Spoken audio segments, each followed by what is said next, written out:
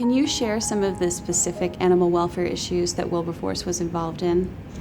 What he was sort of famous for was that he would use his influence as a major figure to support things, even if he wasn't the number one champion of them, whether in the culture or in politics. And so he was known to do that. So he was always present in Parliament when there was a debate on issues concerning animals. He was always there because he knew, first of all, he was a spectacular orator and debater. So he could lend his voice literally to the cause. So it was something that he took seriously enough that he would just make sure that he was present. And he cared about this issue of how animals were treated. He understood that it has to do with the whole culture. So he was always present, always lending his voice. He wrote about it in his famous book that came out in 1797. One of the things he mentions is how cultures that are really broken and lost fill up their empty time, and people fill up their empty lives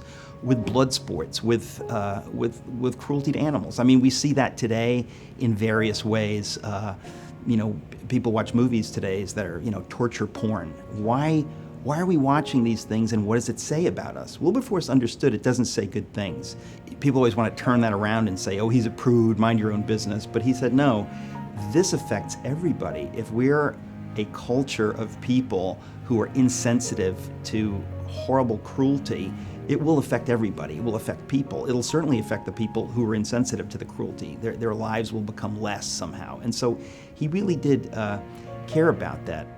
Bull baiting is one of the things that I write about in my book. In fact, I put a first-hand account of someone who witnessed bull baiting. And anybody who is sensitive to animals, who cares about animals as I do, you can barely read it because it's hard for us to fathom how human beings could be that cruel. Just about every village in England at the time practiced bull baiting. And what it was that a bull would be tethered to a stake. It would have just enough room that it could move around and do damage to dogs that were set upon it to attack it. So dogs were bred. You've heard of bulldogs. They were specifically bred so that they would have large, powerful jaws and tiny bodies, so they could sink their teeth into the face, snout of this poor bull, and the bull wouldn't be able to shake it free.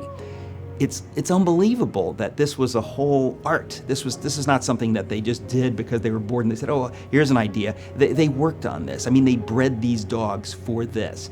And as I said, every village had this. So people would come out and they would get drunk and they would watch this. And what would happen is that these bulls would be grotesquely mauled and torn by these dogs.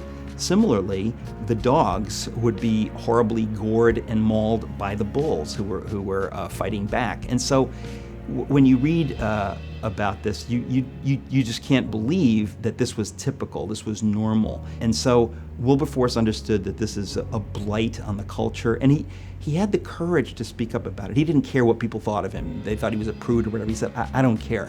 I really don't care what you think. This is right, and I'm going to fight.